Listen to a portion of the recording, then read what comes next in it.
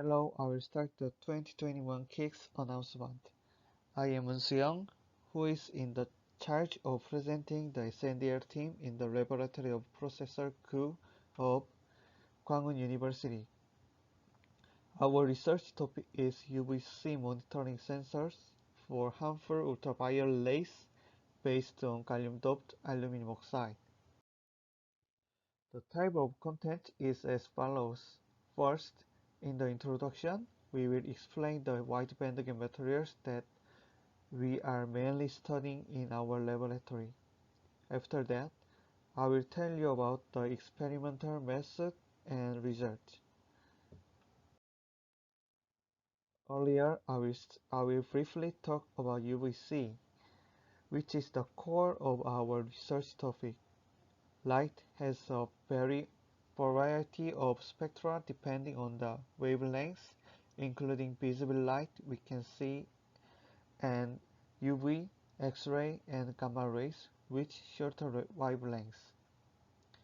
The shorter wavelengths, the greater the energy which can be used advantageously or have a harmful effect on our body.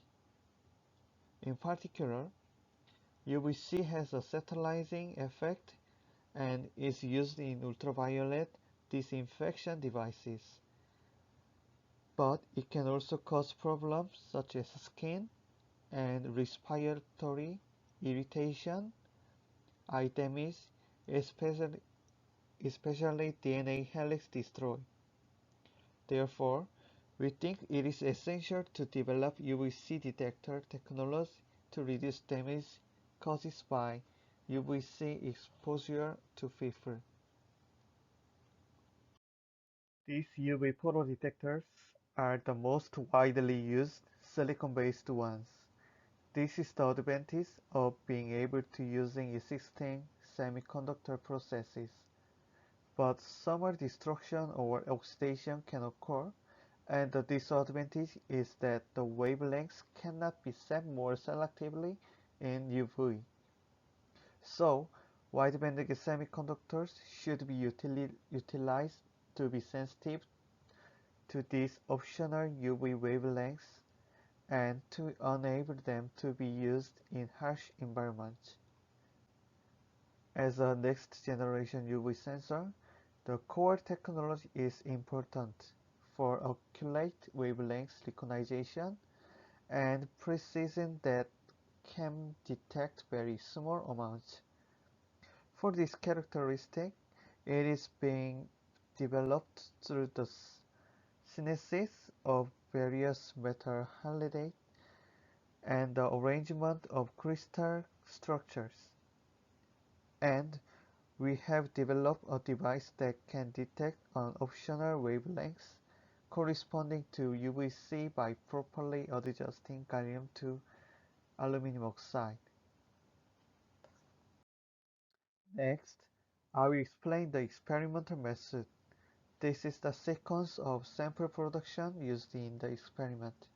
First, the anti-4H silicon carbide substrate was cleaned at a high temperature to remove impurities or oxide layers.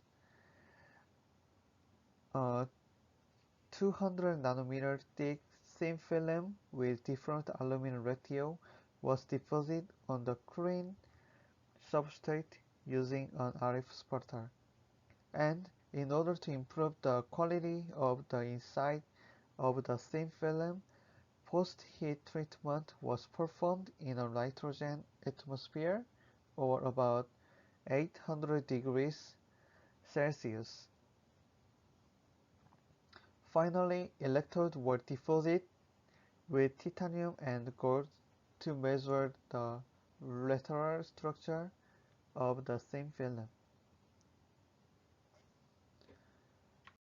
Let me tell you about the experimental result. XRD measurement was performed to confirm the crystallinity of the thin film.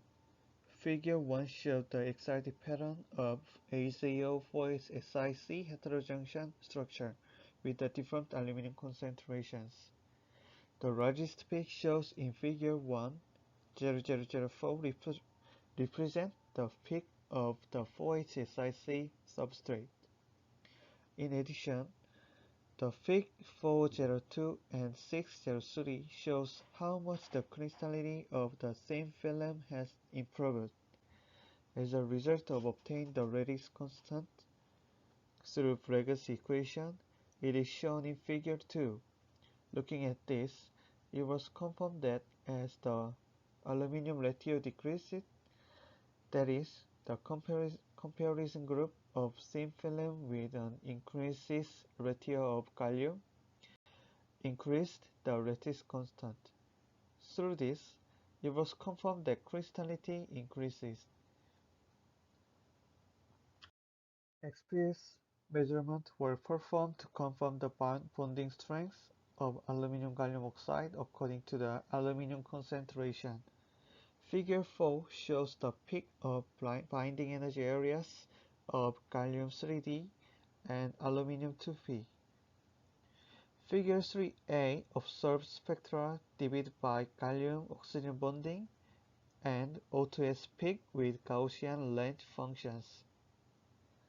As a result, it was confirmed that as aluminum decreases, gallium-oxygen bonding increases and the O2S peak decreases. The film with higher aluminum ratio tend to have lower gallium-oxygen peaks intensity ratio as gallium atoms in the octahedral structure were replaced into aluminum atoms.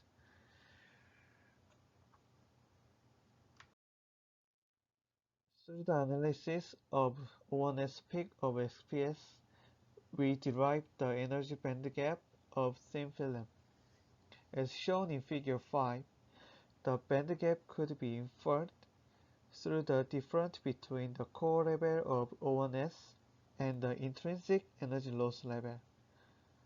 It was confirmed that the energy band gap increases as the ratio of aluminum and atom with a small lattice constant increases. Finally, I measured dark photocurrent. A and B of Figure 5 shows IV curve as a linear scale and log scale when irradiated with dark condition and 233 nanometer wavelength light. In the figure, you can see the difference in the amount of current before and after light irradiation. Figure 6 shows a large difference in a current depending on the presence or absence of light irradiation in the graph when aluminum ratio was 0.1 and 0. The photo-to-dark current ratio (PDCR) shows the performance of the photodetector, which is the difference between the dark current and the photocurrent divided by the current. In other words, the larger the PDCR, the more sensitive the light can be detected, and the PDCR was confirmed the largest when the ratio of aluminum was 0 to 0.1. Let me summarize the result of the experiment. In this experiment, the properties of heterojunction according to the aluminum ratio were confirmed. As a result of confirming crystallinity through the XRD analysis, the lattice constant decreases as the aluminum ratio increases. In addition, as a result of checking the bonding strengths between atoms using SPS, it was confirmed that the band gap increased as the ratio of aluminum increased.